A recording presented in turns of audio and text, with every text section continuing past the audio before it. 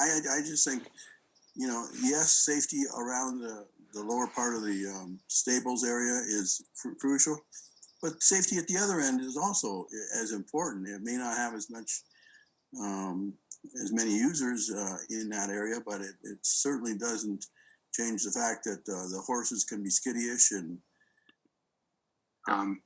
by the way, I do like that one of the payments are made. I would say that the Bayside Family Festival hit all of those goals. The event itself was not without challenges, as some of you may know. Trail for the mountain bikes. I wish. Etc. for other trail alignments, and staff would return to the board at a later date. My words exactly. All right, very good. Thank you, Janet. Thank you, Pete. Sure, and thanks. I'm rather with, and this is going to sound like I'm afraid that did a lot of trail riding. When I actually went out and drove along with staff along the multi-use alignment, all I could think of was like, yikes, I can't imagine meeting a bike going fast around some of these turns as a kid, learning how to ride. So given that Bear Creek Stables is sort of a rare gem and one that is a training ground in a pretty urban area, particularly for children where their trail opportunities are limited, I would either, I guess, I feel like the 2017 preserved plan was aspirational to make these trails multi-use, but perhaps now that we've studied it more thoroughly and really thought about it, having bikes, particularly with the possibility of e-bikes mixing on this trail with young riders, young and old and middle age, I don't feel that that's safe. And so I too would like to see us figure out how to accommodate our biking friends who also want to get through but keep them. I think it would make everybody's preserve experience safer and more enjoyable to not have to worry that you're going to run into a horse or a bike around the next turn. So those are my thoughts for now. And I do want to thank staff because I know a tremendous amount of thought has gone into this and clearly trying to honor the desires of the board in 2017 and those that are codified in that preserve plan. But perhaps we need to rethink now. So those are my thoughts. I'm wondering if someone would like to make a motion, or are there any further deliberations? Or would staff like to make any comments on what you've heard from the board? This is Anna Ruiz, General Manager. So if the board, and I know you haven't made a motion just yet, but if the board would like us to go back and evaluate the potential for a separate alignment to separate the uses in these shared segments that are shown currently in the map, I would ask then that the board have staff evaluate those and return with our conclusions, because at this point we are not sure what that would take, the feasibility of that, the implications, the cost, etc. So I would like to have that opportunity to have staff really study this further, evaluate it, develop any alternatives that they can present, and then present those to the board. I would move that action.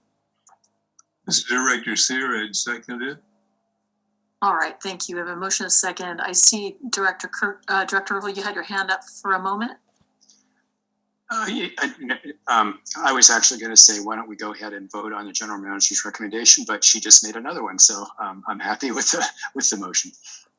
All right, very good. So Anna, what I am hearing you say is that we will postpone until staff has had an opportunity to consider the public's comments and the board's deliberations on this and understand how we might separate these two user groups in a way that is safe and environmentally as sensitive as possible.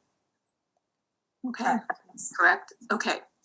So does that suffice for a motion? Or do we have a motion, Jen? Yeah. I mean, we do have a motion, but I mean, I want to make sure we're all on the same page.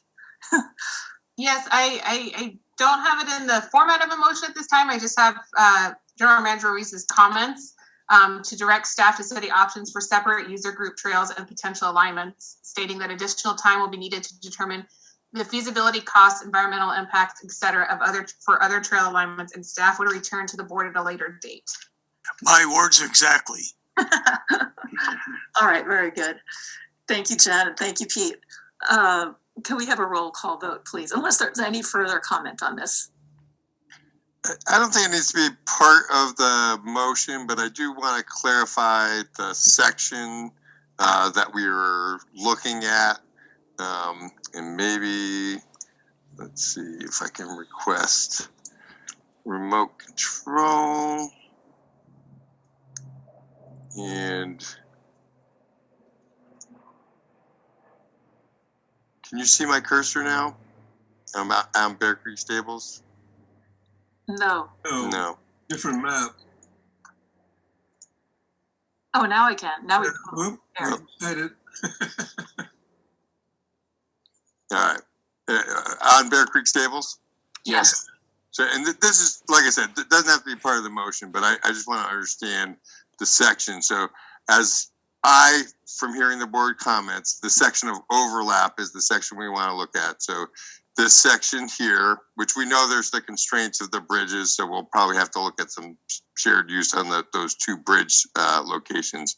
But this section here, and then this segment here, whereas this lower section, there could be, equestrian access here separate, and then potentially, something on this segment once we have equestrian access at the trailhead.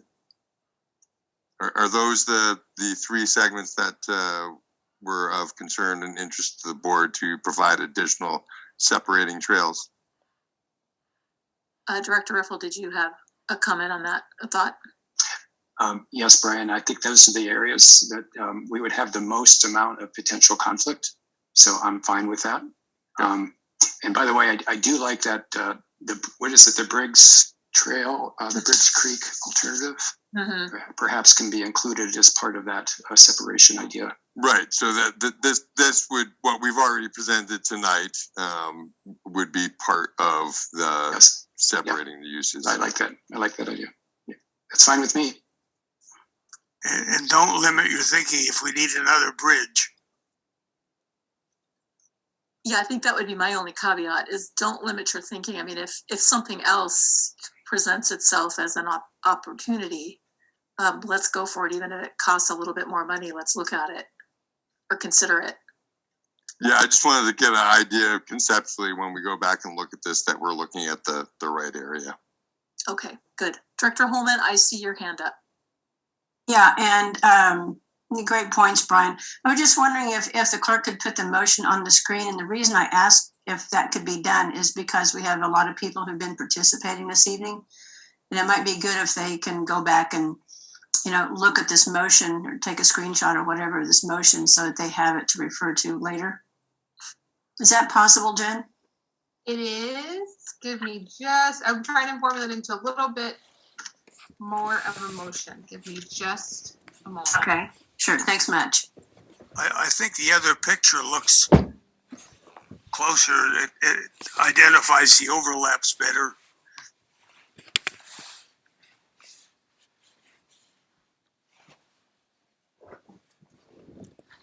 Did you want to show that, Brian, before I take over the screen sharing? I will go with it. I think we're good. Okay. Give me just a moment. Okay.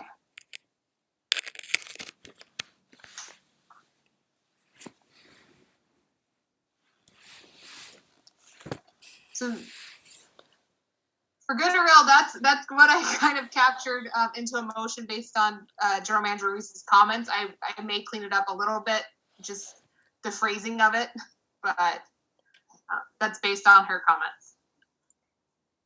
All right. Anna, it was your comments. Do you have anything that you want to say about that?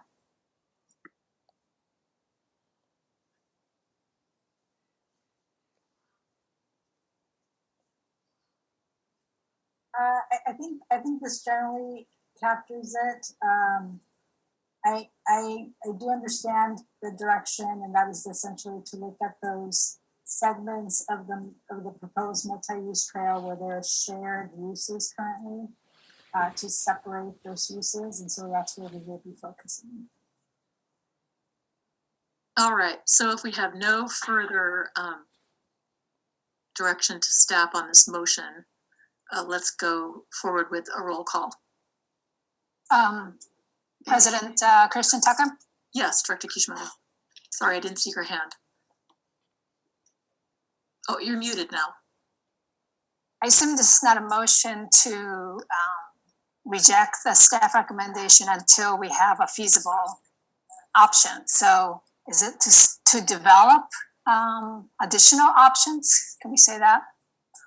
So we're not, this is. Study additional options for separate use. Yeah, because unless the maker in the motion they're intending to totally reject the multi-use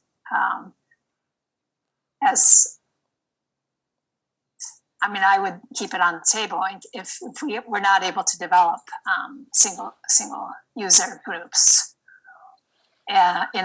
with the right trade-offs, because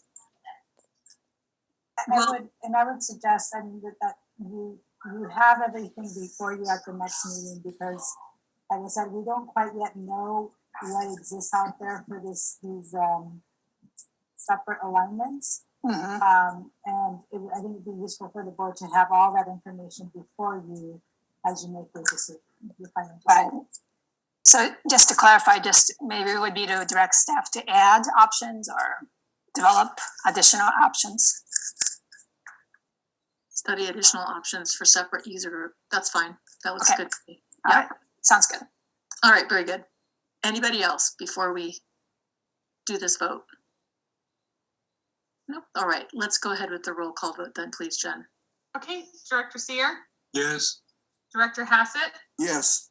Director Holman, Yes, with appreciation for the addition of additional.